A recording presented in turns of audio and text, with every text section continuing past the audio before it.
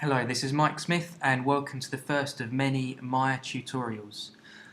This first tutorial is aimed at beginners or anyone who's never used Maya or any 3D application before.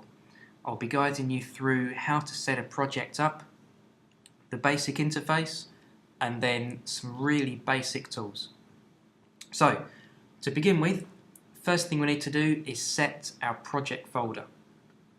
Inside Maya, go to File, Set Project, and then choose a location. For this I'm just going to choose Desktop, and then in the top right corner you'll see the yellow New Folder icon.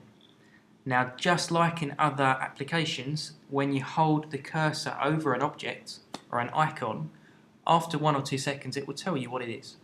So click on Create New Folder, give it a name, and then press Enter and Set. And in the next window, click on Create Default Workspace. Now if we have a look at the desktop and open our project folder, there's only one file in there, which is workspace.mel.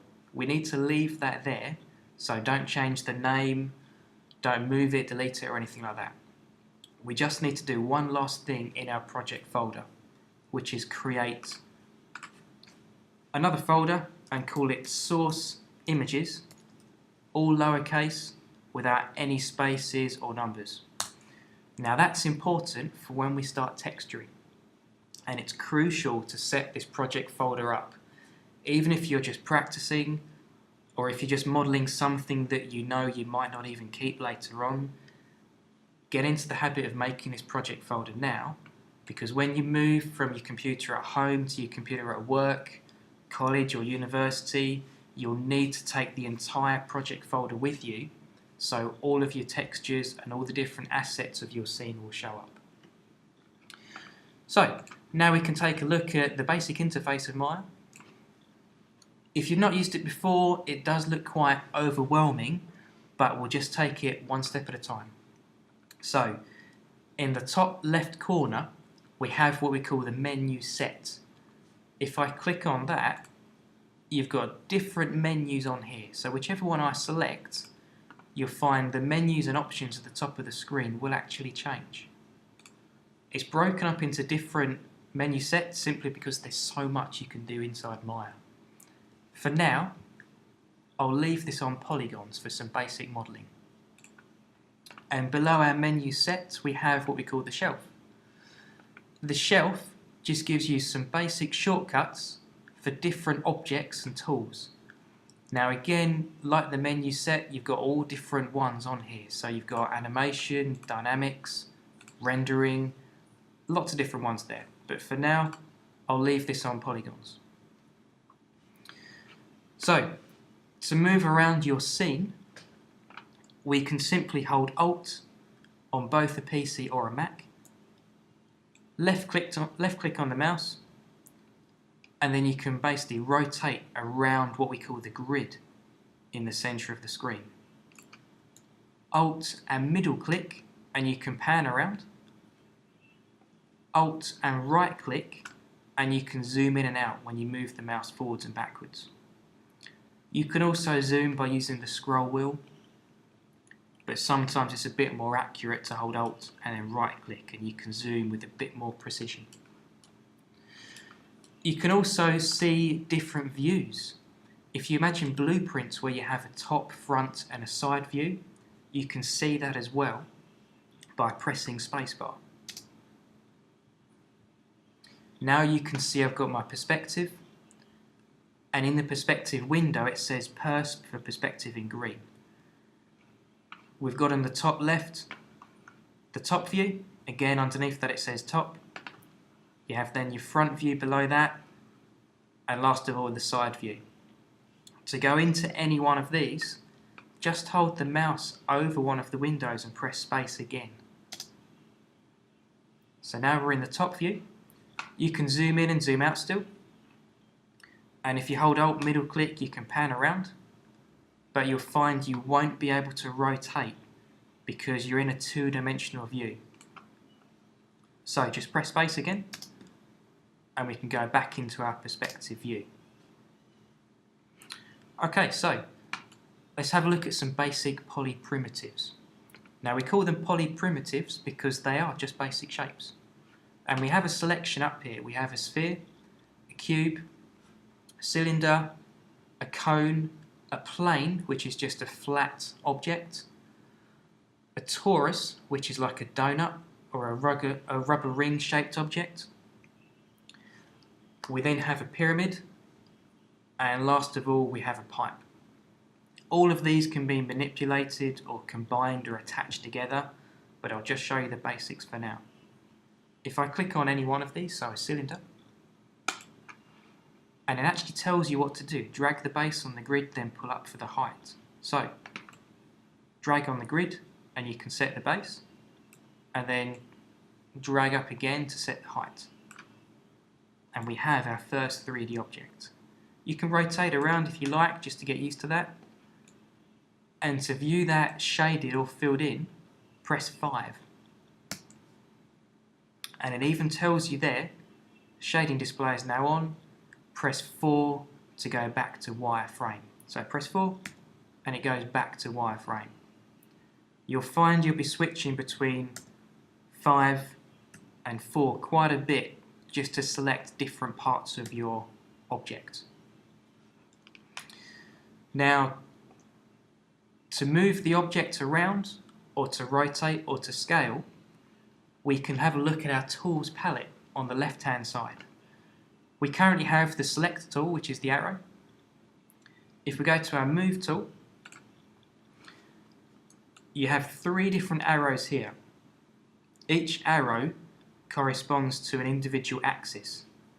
Now you'll find in the bottom left of the screen you have a key with an X, Y and Z axis on. If I rotate around, you'll see that key moves. So at the moment we can see that Y is up and down, X is left to right, and then Z is actually front to back. And to move this object, click on one of the arrow heads and drag that around, and you can move your object around.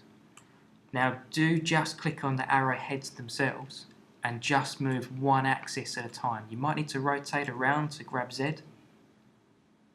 Okay? But try not to move from the center of your move tool. You'll find if you do, it becomes very difficult to actually line objects up. And you can see if I move that at the moment, if you look at the grid, it's actually going above and below the grid. And I can't stop that by using the middle. So make sure you just use the individual arrowheads. Okay, if you make a mistake, just press Z to undo, and you can press Z quite a few times to go back, all different stages. So I've gone back to before I even made that. Let's just put that one back.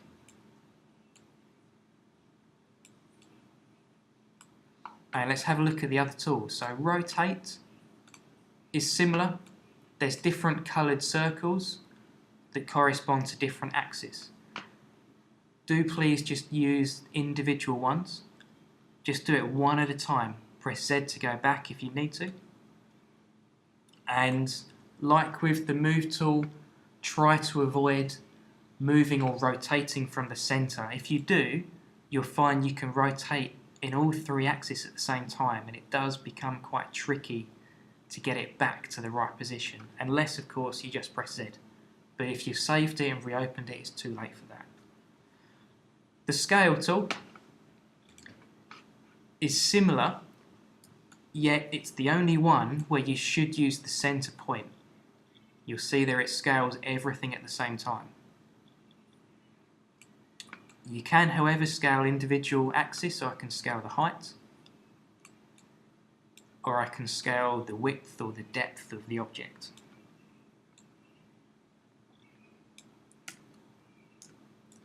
Okay, I've just pressed Z a couple of times there to go back to normal.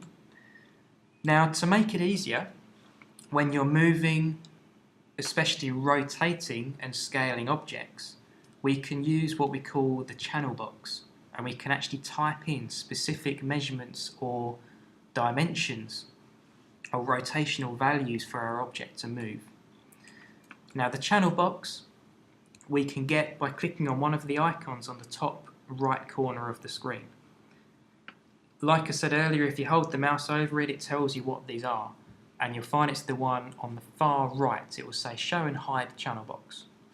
Click on that and we have our channel box here, and it just has some basic information about the attributes or the history, if you like, of our object.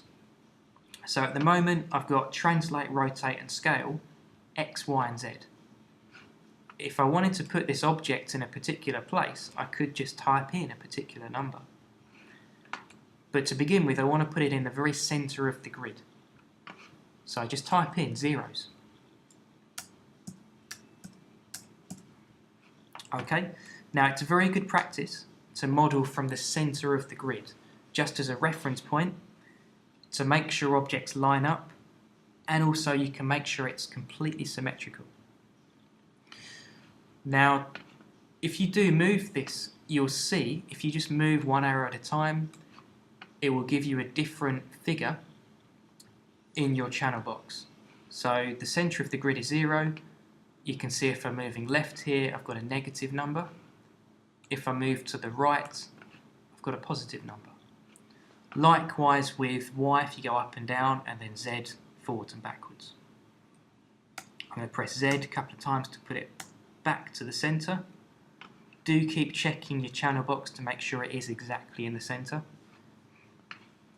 And now if we look at rotate, if I wanted to rotate this exactly 90 degrees, what I could do is simply rotate it a bit, and rather than guessing where exactly 90 is, have a look at your channel box and you'll see I've now rotated Z. I've got minus 89.051. I could just type in minus 90 and it goes to exactly 90 degrees. Or you could type in 45, exactly 45 degrees. It just makes it a lot easier for you. Okay, now scale is slightly different because of course this object isn't symmetrical in all 3 dimensions. You'll find you could scale the height of the object, and then if you look at your scale Y there, it is a different figure to X and Z.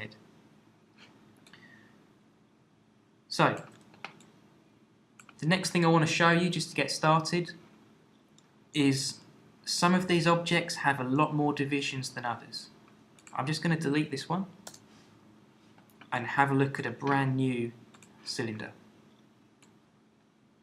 So I'm going to make a new cylinder.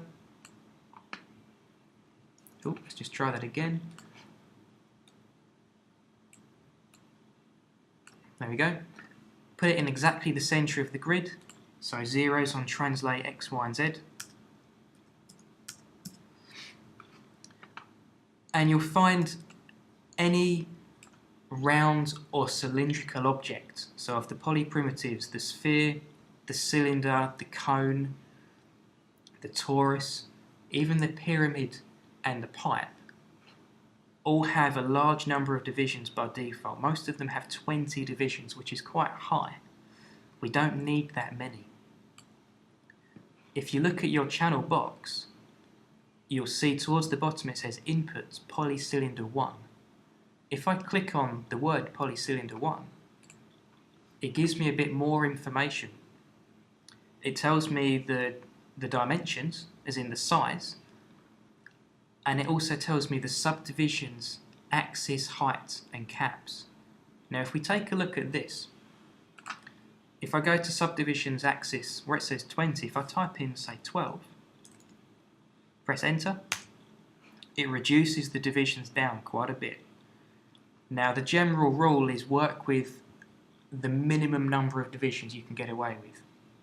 It's far easier to add more later on than to take some away once you've got a complicated object. So work as low as you can.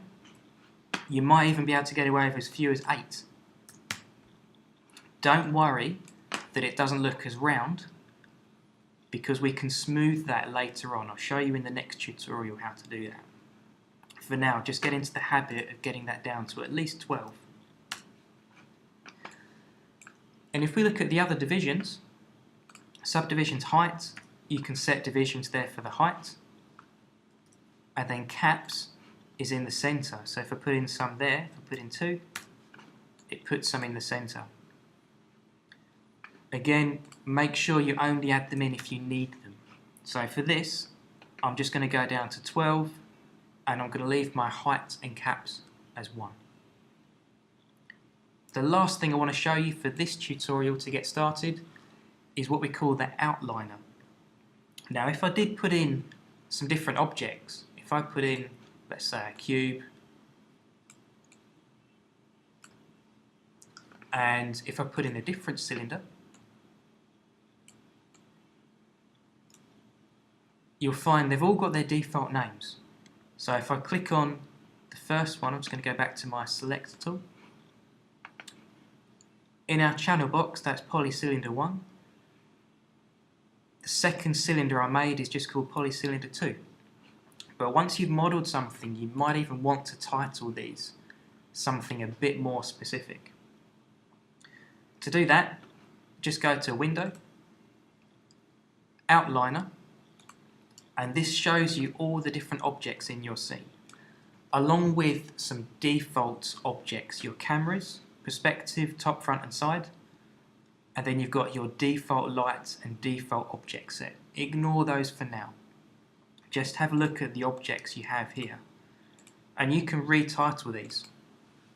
You could call it anything you like. So I could just call this base 1, for example. The cube could just be called box 1, anything you like. If it was a table, call it table leg 1, table top, tablecloth if you have a cloth, anything you can think of that's more specific.